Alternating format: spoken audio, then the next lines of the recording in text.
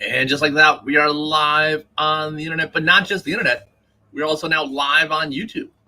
Wouldn't YouTube be part of the internet?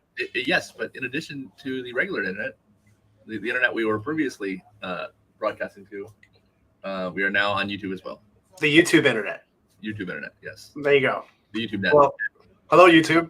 Hello, YouTube. And after only years of being on Facebook, we found out just recently that there's another site that plays videos.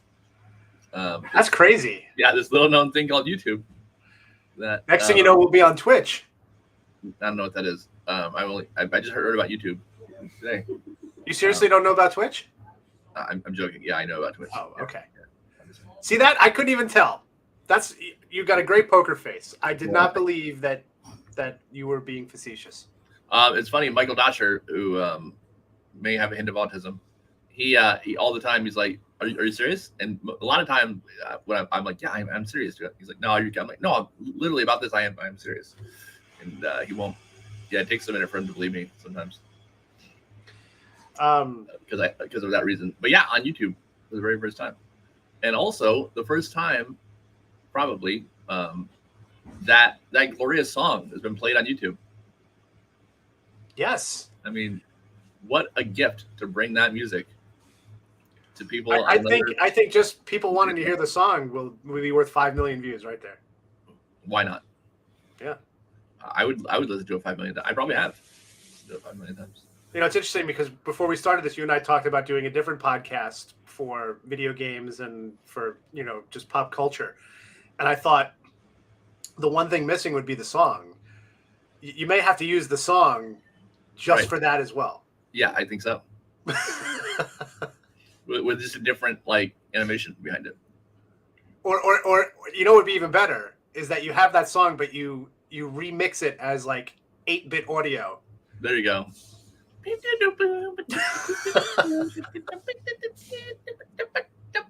Yeah. Or we just record you doing that. Because that's the song. Yeah, that's it right there. That's everything. I mean, we don't even need to do the rest of the podcast because I think you just speak. Have you seen the any trailers or anything for that Nicolas Cage movie, the unbearable weight of massive talent or something like that? Yes, I have, and of course I laughed at it. But now I'm reading reviews, and they say it's a fantastic movie. I want to see it. So now, I want to see it now as well. Well, and this is crazy. I did not know this. Nick Cage was not originally considered for the role of Nick Cage in his own movie. That's great. So they were actually looking at other actors to play Nick Cage in a movie about Nick Cage, which is a fictitious movie. Right. And I think part of it is because they didn't think they would get him, that he wouldn't be interested. And of course he jumped at it, and apparently he's fantastic in the role. And so I am now I have to go see it. So they forgot that Nicolas Cage will play in literally any movie. Yeah. That's part of his shtick.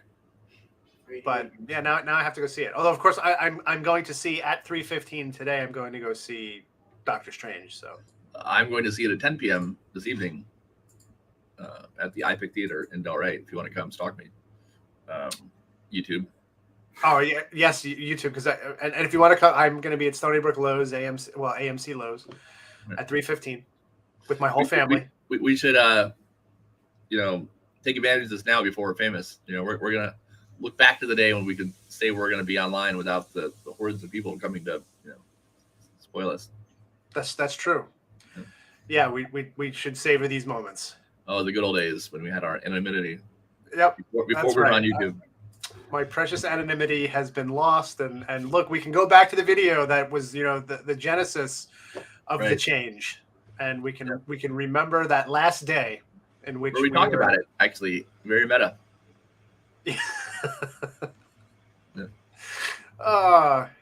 Good times. So, but come on, I mean that's really insulting to our viewer here. You're some relative of yours. Well, a couple of my relatives who probably won't be watching today. They're otherwise occupied, but but that's a whole other story. What are you gonna do? Yeah. So you've got your lifesaver pool fence hat on. Yeah, no, it's water safety month, so this will be my hat for the rest of the month. Nice. At least one of us is committed. Well, I mean, you have the watermark up above your, upper left shoulder.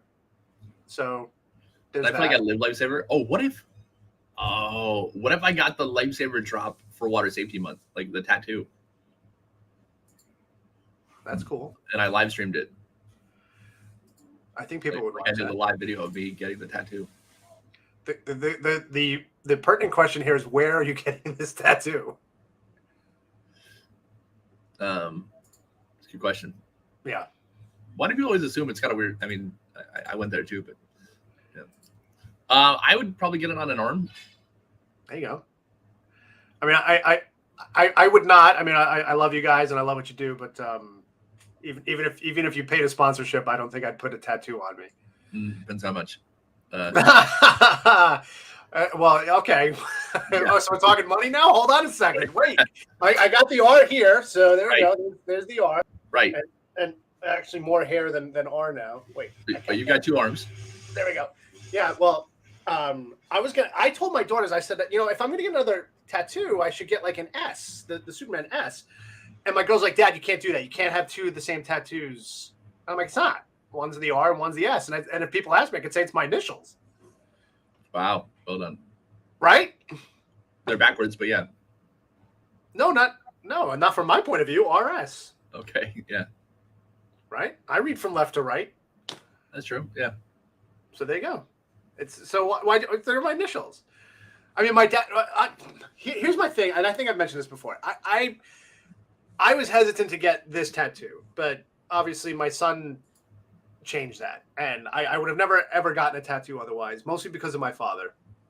Because my father was he was a walking joke. I mean, he had tattoos on him just for the sake of being able to start a conversation or have fun with people. And I think I mentioned this. He literally had your name on his shoulder. Yeah, right. The words "your name." But he would bet people, be like, I bet you I have your name on my shoulder. And he'd be like, what's your name? And he'd be like, my name's Joe. He's like, yeah, I've got your name on my shoulder. And he'd bet money, and then he'd win. And of course, I think there was about 3 or 4 different bar fights he got into as a result of this. But and then, but yeah, he had some unsavory words tattooed on the inside of his lip that referred to a crude way of referring to copulation. So, but he did that on a bet because the guy told him he couldn't do it without flinching, and he did, and he won $1,000. So, but that was my dad. Did the guy pay up? He did. He had a rooster on a noose on his calf. Yeah. Can you figure that one out? Choking a chicken? Yeah. No. But yeah, I get it. Yeah. Another name for a rooster is a cock. I got it. Yeah. I was just trying to figure out what you do to it, but yeah. Yeah.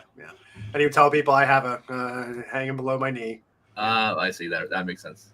So, but that was my dad. So, I had vowed again, and I pointed out the normal teen rebels against their parents by being, a pain in the ass. And my father was that. My dad was the rebel. My dad was the rule breaker.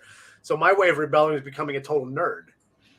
And part of that was, well, I'm never getting a tattoo. And then when Reese passed, I'm like, no, I'm doing it. So, and the R meant something, and I'm like, all right, I'm putting that on there. But I don't think I would put anything else. I'm going to be honest. I lost a bet that involved a potential tattoo that I'm like, I'm just not doing it because I would have had to get a Yankee symbol tattooed on me. And I'm like, I'm not doing it. So the kind of our compensation that I came up with was having the Yankee symbol on my car. So it is now on my car in perpetuity because I lost this bet. But what was the bet? I was a weight loss bet. So now you hate the Yankees, to be clear, so people know. Oh, I hate the Yankees. Yes, I'm like my daughters are programmed. In fact, I felt guilty this morning because Melina has taken this to an unhealthy level. Oh, She's no. 7. And she keeps telling me about her different friends, but as soon as she mentions her friends, she tells me whether they're Mets or Yankees fans. Like, that is the first thing that comes out of her mouth. And I looked at her today, and I'm like, sweetheart, it's Daddy's really kind of just joking about, you don't have to ask people if they're Mets or Yankee fans but she takes everything very, very literally. And in many ways she's Drax. So everything is literal to her. So when I told her you can't date a Yankee fan, I think like literally she thinks she can't. Yankees yuck. And she will ask, are you a Mets fan or a Yankee fan? And then like one of her teachers was a Yankee fan, and she's like, oh, I can't talk to her anymore. And I'm like, sweetie, yes, you can. It's okay. Daddy's just joking. But yeah. So see the effect we can have on our kids, like we don't even realize it. And so you're about to say how they're programmed. I know the story, but you're going to say how they're programmed. Oh yeah, they are totally programmed. All three of them, basically from the moment they could utter words, they knew, the rules. Who can't you marry? A Yankee fan. Who can you marry? A Yankee player. Why? Because they make the big bucks. And what do you think of the Yankees? And even my 17-year-old, like, it's conditioned. So if I said, Abby, what do we think of the Yankees? She'll look at me. She'll go, oh, Yankees, yuck. And I'm like, that's right. So, but there's a boy she was interested in. I was like, the first question I asked her, literally first question, I was like, is he a Yankee fan? And she's like, I already asked Dad. He doesn't like baseball. And I'm like, ooh. Is that worse? No, well, the more she's described this kid, now I want her to date him because he loves computers. He loves Star Wars. I'm like, oh my God, you found the perfect little nerd. Like, lock this kid up. I want him. I want to meet him. And she's like, oh yeah, Daddy, he plays Call of Duty and Apex Legends. I'm like, oh my God, I want to meet this kid. So he's like, oh, he builds computers. And he's, the funny thing is she's been like moonlighting as me with this kid because he'll ask her computer questions and then she turns and asks me. And then I'll answer them for her and then she'll answer them back. And this kid thinks that like she's some computer expert. You're like Cyrano de Bergerac for nerds. Right. You're the nerd Cyrano. I am the Cyrano de Bergerac of nerds. That's right. That's amazing. That's right. I mean, I don't want to date this kid. I'm not secretly harboring, but no, but that's the same idea, though, right? I know. I am trying to help my daughter. You're feeding her lines like Cyrano from around the corner. Like he was trying to figure out something for ripping videos, for DVDs you already own and stuff. Right. And he didn't know how to do it, and I did. So I told Abby, tell him this, and so she did. And he's like, "How did you know this?" And she's like, "Well, my dad did it, and I've really, followed along in what he does." But I mean, it's all a lie. He loves Star Wars, and she's not. Lori's my Star Wars fan. Abby is my Marvel fan. So, or the comic book fan. She's more of actually, if you ask her, she's a DC person. But he asked her questions about Star Wars, and she's like pretending like she's an expert. So she'll come and ask me. She's like, "Dad, what's the best prequel?" I'm like, "Revenge of the Sith." Hands down. Yeah, obviously, yeah. Yeah. She's like, "Oh, okay." And I'm like, "The fact that you didn't know that though, and you had to ask me." Your secret's going to come out. If you get to know this kid, your secret's going to come out. So, or you got to watch a lot of Star Wars, right? But she's like, "Daddy, I've seen them all," and I said, "I don't think you have." And I said, "If you had, they clearly, you weren't paying attention because you would know that Revenge of the Sith is the best of the prequels." So, although she does know the most important Star Wars question: what's the best Star Wars movie? She, hands down, she knows Empire Strikes Back. So. I've decided I have a blasphemous answer to that. So, but this is what it is. What's yours? Rogue One. What's that? Rogue One is very good. No, but I think. So here's the thing. I think we hold old things on a pedestal, and then it's been decided the Empire Strikes Back is forever the greatest Star Wars movie, and no matter how great any future movie is, like you'll never be able to unseat it. Regardless of how maybe objectively superior it is. I think it was tainted by the movies after it, but I think Force Awakens might be the best Star Wars movie. I love the Force Awakens. It's amazing. I really did love the Force Awakens, but the other two movies are problematic, but Force Awakens is amazing. Yes, I absolutely love the Force Awakens. I loved everything about it. And my problem with that movie now is through the lens of time and what followed it. The other two movies, right? The other two movies are painful, but to me, part of my love of the Force Awakens is the promise that it held for what was coming, and what came was garbage. Right. So the absolute destruction of Luke Skywalker as a character in The Last Jedi, I will never forgive, ever. Like, in my headcanon, that never happened. Straight litter. Garbage. Litter. Yeah, I hated it. Yeah. I hated it. And that's the only Star Wars movie I've only seen once in the movie theater. I saw it once and I hated it. I got out of that movie. I hated it so much. I was so angry walking out that oh my God. And so what's worse, episode 8 or 9? I kind of enjoyed 9, although I still feel like there were so many missed opportunities in that movie. Where the one thing I have to say, the one thing that killed me in episode 9 was you had a chance to really knock it out of the park with that ending with the Emperor when she hears the Jedi, but she really should have the spirit should have showed up behind her. They should have all been there and present. Like, to me, that would have made that moment so much more impressive and so much more like just fulfilling, and like you want to wrap up the saga. But just hearing voices, and especially if you didn't know who those voices were, it was, I don't know.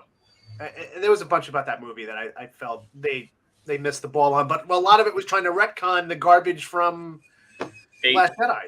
It felt like all of them were trying to do that. Like 8 tried to retcon a bunch from 7, right? Yeah. Like 8, he breaks the helmet, and like they kill Snoke, and 8 seemed to be trying to undo a bunch from 7, then 9 trying to undo a bunch of stuff from 8. Like, it seemed like this weird, they should have had one guy do all 3. Yes, they should have had a cohesive vision, and they needed a Kevin Feige. That's what they needed. They needed a Kevin Feige, not Kennedy, who clearly I think had a certain agenda, but it certainly wasn't the story. And there's so much about that sequel trilogy that was just, what they need to do is they need to just erase it now, and have Jon Favreau and Dave Filoni do Star Wars movies and anything Star Wars going forward, because they get it. That's obviously not going to happen. But they get it. Yeah. So, I mean, they did more for Star Wars and for Luke Skywalker in a 4.5-minute scene at the end of the second season of Mandalorian than Disney did throughout any of the sequel trilogy. And they had him actually be cool. Yeah. And that's all we wanted. That's what every fan of Star Wars wanted, was to see Luke Skywalker at the height of his power do amazing stuff. Instead, we got emo Luke Skywalker, who was, a ghost, like not even real. Like, right. Oh God, so bad. So bad. Have you seen, there's a YouTube video of it's like they're filming the end of episode 9 in a movie theater, and she says, I'm Rey Skywalker, and then everybody in the movie theater is like, no, why? I haven't hated Star Wars. Like the whole place just flips out, like you saw, like they're so angry that she called herself Skywalker. Yeah, she's about to say I'm Rey, and someone's like, Rey, nobody, you're nobody, and she's like Skywalker, and the whole place like flips out. Yeah, it's great. It's pandemonium. Yeah, well, oh well. I can't go back and change that. So no, we can't fix Star Wars. Can't fix Game of Thrones. Oh, that's another one. It's can't fix. And the sad part is we're never going to see the actual or read the actual ending to that saga, because he's never going to finish. He's done now. No. So he's never going to. That's it. No, he cashed his check and he went home. That's it. Yeah, totally. Is if he wrote it and just isn't going to publish it, like he just kept it at his house. I mean, he's still writing. He's still writing the second to last book. So, and he's been writing for 10 years. First of all, no, he's not. He's not. Or if he is, he's not sharing it. I don't think he's writing it. I think he says he is, but I don't think he's actually writing it. Yeah. Unless it comes out and it's 30,000 pages. And you're like, oh my God, he wrote the Bible. Like, I forgive you, George R. R. Martin. I didn't know. Like, yeah. No, he wrote an 8,000-page book. He's a madman. Like, if that happens, then all right, whatever.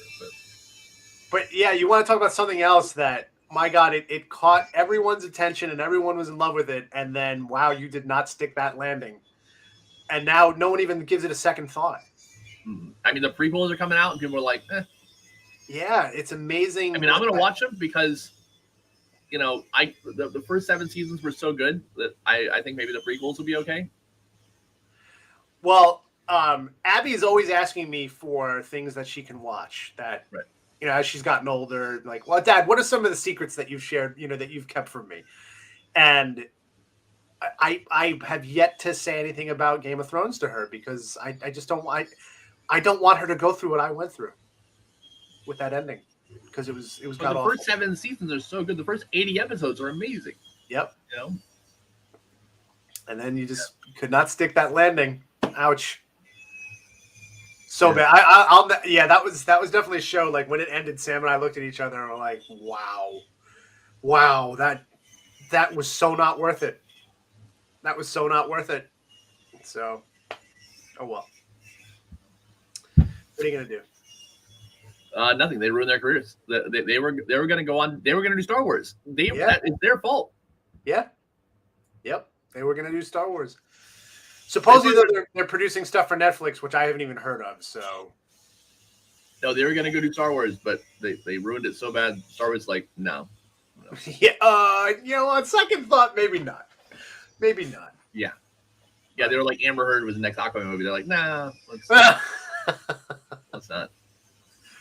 Yeah. See, I think we're already doing our pops. This is it, right? This is episode 1 of you know, the Sick in the Crypt. You know, because anyone watching on YouTube is like, what does this have to do with child safety? Like, we haven't even gotten to that. So I guess we should segue into the actual topic for today. Yeah. Speaking of Star Wars, you know, in Star Wars, they frequently protect children from bad guys, and you should too. All right, Rich. That was a rough. I mean, usually we're good at doing segue, but that was a little rough. Yeah. Yeah. So something that's come up, and this is something as an educator, every teacher, before they enter a classroom, they are drilled with how to interact with children, because obviously an adult and child relationship there's some nuance to it that's very important to understand, and there's some social mores that you need to adhere to, and there's also some things that you have to be aware of as far as the potential for disaster as an educator later on if any accusations are made. And this has come up for me, not personally for me, but with someone I know, in dealing with the fact that you can have an accusation made against you, whether it's right or wrong, and then all of a sudden that accusation becomes the truth, and you're guilty until proven innocent. I had a very close friend of mine in his first year of teaching. This was 22 years ago now. Had 2 teenage girls accuse him of something. They totally made it up, completely fabricated it. His first year teaching. But he made the mistake of being alone in the gym with these 2 girls. And he was doing after school coaching. And he was just talking with the girls and was talking about their game. And they made up this story that he did stuff. I don't even remember what it was, but it was inappropriate. And immediately he was suspended. They were threatening to take away his teacher's license, and he was not a tenured teacher. But thankfully, the girls came clean because they saw what was happening. They had a conscience and said that they had made it up. What was their motivation? I have no idea.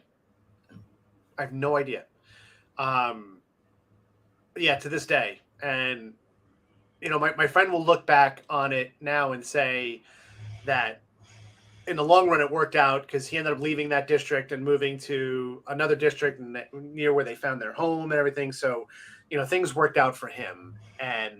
But I will never forget when he went through that, and this idea that, wow, you are guilty until proven innocent, which made me then think about the times, though. What about the times you do have someone who is abusing a child, and they're in that position of power. And we know about this with the Catholic Church, and there's been countless examples of this in public education, and I'm sure private education as well. And every parent wants to protect their children. So how do you find that line? I think we talk about this all the time. How do you find that line between protecting your child but not pushing it so far that someone can say something harmless like, oh, you have a gorgeous name, or you're very pretty, and that person taking it in one way that clearly was not meant that way, but suddenly now that's kind of what, being inappropriate, like my interpretation of it, and then suddenly that can be something that becomes, grows into something much bigger. So I think it's important to talk to our kids about respecting their own selves and understanding that their bodies and their feelings matter, and that if they do feel that they're being either inappropriately touched or inappropriately talked to, that they can advocate for themselves right away. And that is super important. And that's not talked about enough. Even when it comes to bullying, this is something that bothers me too. They don't talk about kids advocating for themselves enough. They talk about kids talking to someone else and reaching out, and with bullying, and I hate this, it's see it, say it, stop it, which means if you see it, say something to an official so that they can stop it. And they never talk about having the kid advocate for themselves. Right. And that is so important. And I mean, I got bullied relentlessly as a kid. I mean, I've been heavy my whole life, and I got bullied relentlessly. And one thing that my father stressed with me was advocating for myself. I'm not going to get rid of that bully. I'm not going to make the bullies go away. You're never going to. So part of it has to be with building up your own ability to handle it and deflect it and deal with it in a constructive way that doesn't bring you down and helps to resolve the situation. And I think in our modern world, I think we're in such a rush to get through all these things that we think are a threat or a problem, and we kind of gloss over these things. So I think a lot of times kids know that something that was said to them may bother them, but they don't know how to express it. And then it continues. And I think in many cases, the person doing it isn't trying to be lascivious or creepy, but it might come across that way to the kid. And unless the kid can advocate, then that behavior doesn't change. And then if that kid then later decides that, you know what, that was wrong and that bothered me, and then they report it, well, then that other person had no recourse to correct their behavior in the first place, maybe not knowing that was causing those feelings in the kid. And of course, we know that time tends to muddy your recollection of events and words and things like that. And there's no way to recall it. So I think when we talk about talking to our children about this situation, the most important thing to discuss with them is being able to stand up for themselves right away. And if you do hear something, or you do feel like someone is doing something inappropriate, say it right away and be direct and say, I didn't appreciate that. And that usually, I mean, 99% of the time that'll stop it. And if it doesn't, well, then you need to take further recourse. And that comes, again, we talk to teachers all the time about saying never being in a room alone with a kid. Well, the same should be told to a child. Don't be in a room alone with an adult that you don't know, right? That's a stranger. And even if they're not a stranger, even if it's someone you trust, always be, I think there should always be some level of guard no matter what. And I'm not saying that, and I think that's, again, that fine line, like where should that guard be? And I think sometimes it's too elevated. Maybe sometimes it's not enough. So it's really finding that balance and getting that place where you know that your child can self-advocate, will, report, and not find themselves in positions where they're in a problem situation to begin with. So, yeah. And, I was thinking, the story of the one that ended up not being anything, and any other story like that, you wonder if something was said that was, either was slightly creepy or, was perceived to be right, or was rubbed wrong. And because this happened and the person who received that comment was bothered by it, but didn't have the the tools or the confidence to say something then, in order to make something of that. They created this larger event that would have consequences, Right. because they were trying to resolve this smaller thing. Which, if you just said, if you just, oh, you said this to me, well, that doesn't get anywhere. But if you say, well, you said this to me, and then this happened, now I get the recourse that I wish I'd gotten earlier. Right. And that's why it's important to talk to your kids about it, because I think, a 13-year-old kid they're not going to see the linear effect of how that can happen, right? How it can grow, and then the effect it's going to have on that person, because they literally haven't had the life experience to recognize the consequence of that particular action.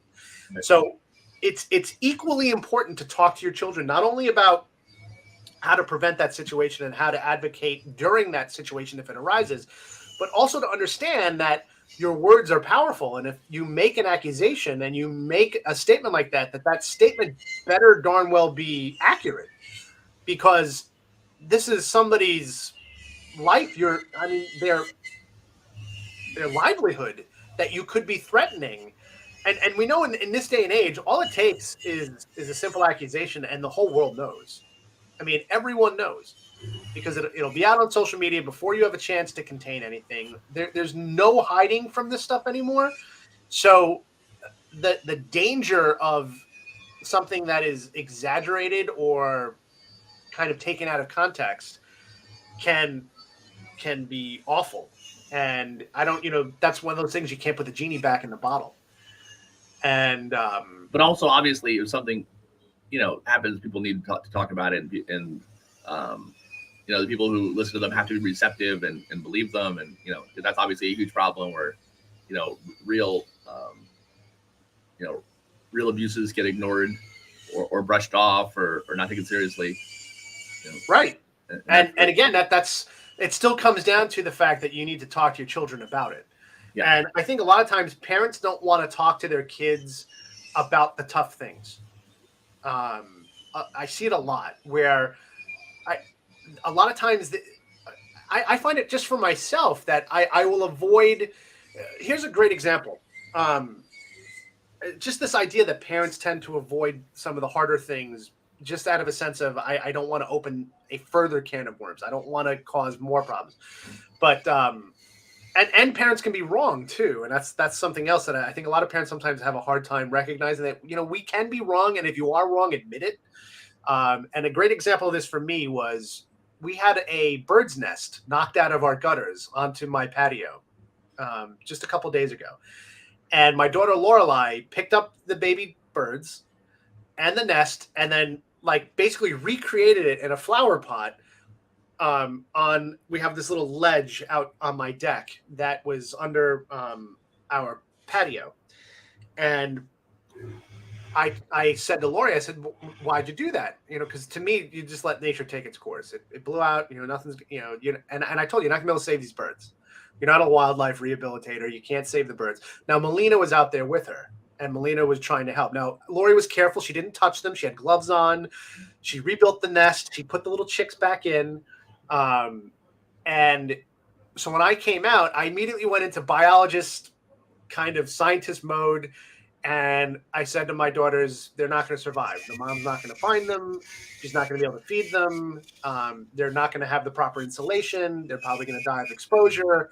And I'm saying all this stuff that they're like, well, I just want to try and save them. And I want to try. And I was like, no, I'm going to give up, right? Because I know how the world works, right? I've got it all figured out. So Lori goes ahead and does it. And I told her where she put it wasn't a good spot because our dog can get up to it. And sure enough, next day she comes out, the nest is totally disheveled again because Crypto had gotten up to it and pulled there was like a tarp underneath the flower pot. He pulled it and it fell down again. So she rebuilt the nest again. And I remember saying to her, I'm like, you're not going to, again, I thought I knew what I was saying, right? I thought I knew from experience. Flash forward to today. There are 3 baby chicks that are still developing in that flower pot, which the mom is visiting and delivering food. And they're still alive. There you go. And I was wrong. And so you know what I did? I went to the girls and I said, you know what? I was wrong. I was wrong. But I did try to use that as a teachable moment for Melina, because Melina had gotten upset. She tested positive for COVID last week when we did. And when she got to go back this week, she had to wear a mask and she didn't want to. So she was trying to avoid school. And she's like, I don't want to go to school. I don't know why I have to go to school. And I used the nest as my example. And I told her, I said, sweetie, you know, the little bird's nest that you guys helped to save and they're still growing. I said, what does that mommy bird want those babies to do? She's like, well, she wants them to fly away. And she's right. And the mommy's going to take care of them, right? And sometimes the mommy can't do it all, and you need other people to help. That was what you guys did, right? So you are our little birdie that we want to take care of, and we want you to grow, and we want you to be good. But we want any help that we can get to do that. We're going to take, and we want that. So don't be afraid to take that help from someone, and don't be afraid to accept that. And I said, school is a part of that. So you got to go to school so you can learn to fly away from the nest, like the little birdies and all of that stuff. And it like clicked with her. And I was so proud. I was like, wow, see, I use that moment. And so even though I was wrong about the birds, I tried to turn it into something positive. And I think as parents, that's one thing we have to try and do more often is be able to have those hard conversations and then try to spin the positive out of it. So I think if you're going to talk to your kids about sexual abuse or the potential of sexual abuse, understanding your audience is important too. Like, you're not going to say it to a 5-year-old, but you can talk to a 5-year-old about being around adults. And if anyone ever is with you alone and they touch you in a way you don't feel comfortable, you got to let mommy or daddy know or someone know. You keep it simple. But as they get older, you do need to, kind of expound on that lesson you already taught and grow it, so that they understand more of the nuance that as a child they're still not getting. And I think a lot of times the kids miss that nuance, and that's where you get these accusations like you were pointing out, which I think is perfect, that they just don't they don't know. And then it takes on that life of its own that now and think about that kid, right? That kid maybe added a little bit more to make it sound more like something I should be reporting. And now they have to stick to their story because they don't want to get in trouble, and then it just burgeons from there. And that's what we need to avoid. And but you don't want to do it to the point where you're keeping them from saying anything at all. So it's kind of building that trust with your kids that they can talk to you. And I think there's a lot of times where parents just don't want to talk about the hard stuff, so they'll kind of avoid it and say, we'll talk about it later. And my experience is that later never comes. So have that conversation with your kids, talk to them about it, and let them know what the proper recourse is. So, and your words matter, and your feelings matter, and your personal space matters. And if someone violates it, let them know. So, I mean, God knows Abby will tell people. She does not, when someone touches her, she'll tell them right away, please don't touch me. And she hates people touching her. Yeah. I'm selective. Yeah, I'm weird. Like, I'm not a hugger, and I blame my mom because my mom wasn't a big hugger. But there'll be people who want to hug me, and I don't know. I'll just do it because I realize for that person it matters. So I'll kind of just take one for the team. The thing about hugging, when you hug someone, you can't see their face. Yeah. You don't know what they're up to. I'm just not a fan of just hugging in general, and honestly, shaking hands, I'm not a big fan of that either. I just don't feel like the germs. Like, I'd much rather give a fist bump. Right. So, but I'll do shows. Yeah, that's why I just kiss people in the mouth. There you go.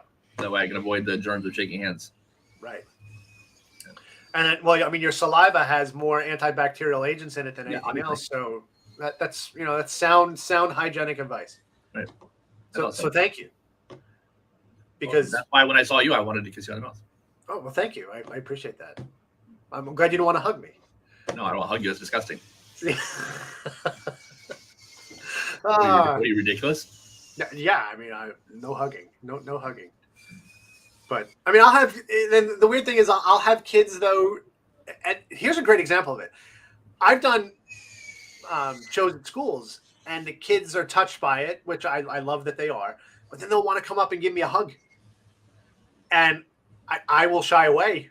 Even the adults want to come up and give me a hug, and I'll be like, fist bump or something. Like, it's that weird, like, and I think part of it is what was ingrained in me as a teacher.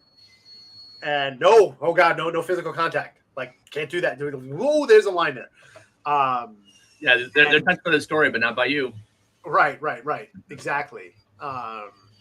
So, and I think as adults too, we need to be always cognizant of the fact that what you think you may be portraying yourself as to someone else may not be as innocent or as kind of I don't know, just not creepy. Like, I don't know. Sometimes it takes someone else's perspective to let you know that maybe what you do is a little creepy. So maybe if you're an old man, you shouldn't call teenagers pretty. Right. Yeah, I think. I mean, is those words I would choose to? No, I wouldn't, because I think that's something that. It's a little weird. Yeah, I think that the general rule of thumb in the world we live in is that if there's even a question that it could be taken the wrong way, then just don't do it. Say, if they have a pretty name, say, oh, that's a beautiful name, and just leave it at that. So, but yeah, I think because you don't know who you're talking to, so err on the side of caution. Roger that. So you said you had a cool science fact for us. I actually have. I had a couple. Actually, I'm going to spout out a couple. I discovered this by accident because my dog, our newest dog, the puppy, Princess Diana of Themyscira. Yes, she has a predilection towards eating headphones, earbuds. Okay. She loves earbuds. I don't know why, but you can't leave any earbuds out. She'll eat them. So I keep my headphones up in my bedroom, away from. The dog is only downstairs, and I'm like, all right, I'm never bringing him downstairs because it's invariably going to happen that they end up in a place where she can get them, and then my earbuds are going to be chewed up. So I go to bed the other night, and I go because I put my headphones in at night, and I'll listen to stuff before I go to sleep, and then I'll usually take them out and go to sleep. Sometimes I fall asleep with them in my ears. Right? What do you listen to? ASMR usually. Yeah. Oh, that's right. We talked about this. Yeah. Yeah.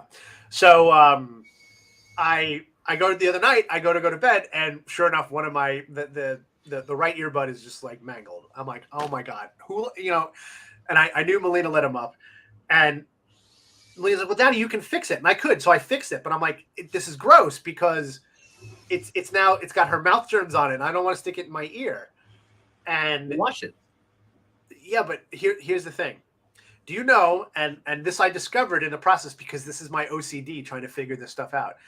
That in putting earbuds in your ears, you increase the amount of bacteria in your ears just by putting them in your ears by 700 times. So you are increasing the bacterial flora in your ears by 700-fold by sticking those things in your ears. I never put anything in my ears. Honestly, I don't wear earbuds. I don't do headphones. I never have. It's just always been a thing I don't do. Yeah, so that is, to me, that is gross. But no, I discovered a mathematical fact that I hadn't really considered, and then when someone pointed it out to me, I was like, that is crazy. And it's sometimes like just numbers are so much fun for me. So if every human on Earth were to engage in a single elimination tournament of anything, so let's say it was a video game. Single elimination, like chess. You're playing or chess, right? Or rock, paper, scissors, whatever it is, right? So all 7 billion people on this planet get into a single elimination tournament where one person plays the other. The winner of that goes to play the winner of the others, and then you just work your way down until you eventually get down to one. If every human on Earth were to engage in that, how many rounds do you think it would take to get to a final winner? Hundreds, thousands, tens? Not as many as you think, probably. I think way less than you think. So what would your, without overthinking it, what would you think in your head just by, it's got to be what? I was thinking. I was trying to think like a percentage. You know, like Well, you would 100. want to think in terms of like how many rounds would it take. So Right. So for instance, in the first round, after the first round's over, you'd be left with 3.5 billion people now. Right. So it's going to drop by half each time. You keep having it, right? Right. So, until you get half of 2, which is 1. Right. So how many rounds do you think that would take? Now, obviously, you're talking about 7 billion people. I know in my head it was, probably be like maybe 1,500 rounds or 1,000 rounds. That was in my head, right? I think maybe 100. Like 50. It's 33. 33. Yeah, I was going to say it's going to be small. Yeah. It would take 33 rounds. That's kind of crazy. Isn't that nuts? Like literally to go from every person on this planet to whittle it down to 1. Like if we were all Highlanders, right, and we wanted to get to only 1, it would only take 33 matches to whittle it down. You'd only have to win 33 matches to prove you're the best in the world. So that to me is like, that's mind blowing, right? I got to play 33 matches to prove that I'm the best at whatever it is in the world. That's kind of crazy, yeah. Yeah.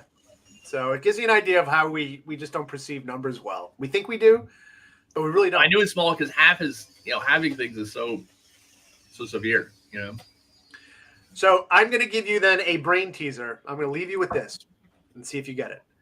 Okay. I used to give this to my honors bio students every year to test if they really, if they're really thinking like a scientist. So if I told you, I'm going to work in the opposite way. If I told you I had a cell that reproduced every minute, okay, so it doubles every minute. 2. No, hold on. I haven't even asked the question yet. Good. You're that student, aren't you? You think, oh yeah, I'm gonna get you. No. You ready? So, and I told you that I put 1 bacterium in a beaker. Okay, now that beaker has all the nutrients it needs, because a lot of my students be like, well, it's not going to survive because no, all the nutrients, everything it needs to survive and reproduce is there. Okay, but I put 1 bacterium in that beaker at time 0, and I told you that at 60 minutes exactly, the beaker was full. At what time was that beaker half full? 59. Or yeah, whatever. It's every second, right? It's every minute. Every minute, then 59. Good. So now I will tell you, when I would share that with my students, 99.9% of them would get it wrong. 30. They'd say 30 minutes, or they'd say, they'd come. And when I would actually work it out with them, I said, well, guys, at what time was it full? Well, at 60 minutes, right? So what time was it half full, since they keep doubling? 30 minutes? Like, no. What time was it half full if they keep... And so that idea of exponential growth just blows their minds. So what you're looking at when you do that, those brackets, is it's really that in reverse. So it's exponential regression. So yeah, 33. Cool. Yeah. So if we want to prove we're the best podcast ever, we just have to beat 33 other podcasts in the world. We just got to win 33. I mean, if they're pairs, then it's probably even smaller. It's probably 12 or 16. So my old favorite number used to be 42. Yeah. Because it's my favorite element, molybdenum, of course. I mean, not because it's the answer to everything. But anyhow. Wait, what element is it? What? What element is it? Molybdenum. What is that? Molybdenum? Yeah, what is molybdenum? It's an element. Tell me the properties of molybdenum. Other than that, it's element 42? Yeah. Oh, okay. So that's it, because it's the answer to everything and it's an element? Is that what you're saying? Oh, no. No, I mean, what is molybdenum? I mean, I don't know. It's okay, I thought maybe it was your favorite element because it had some property that was super cool. I don't know. No. I mean... But just because it's number 42 and it's an element, I got it. Okay. Here you go. I mean, molybdenum's like one of those trace minerals that you need in your diet. It's a part of the chemical reactions that occur inside your body. It sounds cool. Molybdenum. Okay, no, it's fine. I didn't know it was your favorite element besides it being number 42. No, I honestly, when I was a kid, I always loved that its chemical signal is Mo. Mo? Okay. I'm like, who's Mo? I want Mo. Mo. And interestingly enough, Give me Mo with that. Yeah. Mariano Rivera, who wore number 42 for the Yankees, his nickname was Mo. Oh. And I had to say, as a scientist, I always appreciated the fact that a guy who wore number 42's nickname was Mo. Pretty good. But he was a Yankee, so I couldn't like him. So. Right. I wonder if he knew that. I would imagine at some point someone had to have shared that with him, right? It's kind of obscure. I mean, you're molybdenum. My favorite element. Obviously. Yeah. I mean, it should be everyone's favorite element. It's First of all, it should be everyone's favorite element because it's almost impossible to pronounce properly the first time you hear molybdenum. it. Molybdenum. Molybdenum. Yeah. Like, say that 5 times. Molybdenum. Molybdenum. Molybdenum. Yeah. I'm oddly good at tongue twisters. I know. I think we tried the big black bug's blood. Yeah. I'm good at all of them. How about I'm a fig pucker. I puck figs. I'm the best fig pucker that's ever pucked figs. I'm not the fig pucker, but the fig pucker's son. I'll keep pucking figs until the fig pucker comes. If I knew it better, I could probably do it. But all right, then try it with me. I'm a fig pucker. I'm a fig pucker. I puck figs. I puck figs. I'm the best fig pucker that's ever pucked figs. I'm the best fig pucker that's ever pucked figs. I'm not the fig pucker, but the fig pucker's son. I'm not the fig pucker, but the fig pucker's son. And I'll keep pucking figs. And I'll keep pucking figs. Until the fig pucker comes. Until the fig pucker comes. All right, so I'm a fig pucker. I puck figs. I just did it! See, I don't know. Is that allowed on YouTube? Or are we going to get kicked off now? I think we're okay. But I have to go save lives. I have a meeting in 5 minutes. All right. Well, you go to your meeting, and this was fun. Will I see you at 3:00? No, I'm going to be in the movies. I'm going to be in the multiverse of madness. Right. That's exciting. I'm very happy for you. I love that for you. I'll text you after whether I enjoyed it or not. I won't give away anything. I'm sure you're like, oh, it was terrible. Yeah, I don't see that happening. If it's terrible, I'll tell you it was terrible. Okay, good. And I'll see it anyways. But like after I saw Venom. Venom was terrible. And so was Venom 2. They were both terrible. I didn't see the second one. Yeah, well, you didn't miss anything. It's all the first one, so I didn't. It was garbage. It was litter. That's why I'm going to start. Anything that's trash is now litter. I'm just litter. That's an upscale way of saying it? Yeah, my friend said she was going to try and get that to catch on. That trash is going to be litter, so I'm trying to do that. Look at that. You said it. Aha. Beautiful. That's amazing. All right. Well, enjoy your meeting, and I will catch up. Maybe I'll join you guys tomorrow for Jeopardy to make up for it. All right. All right. Bye, everyone. Bye, Rich.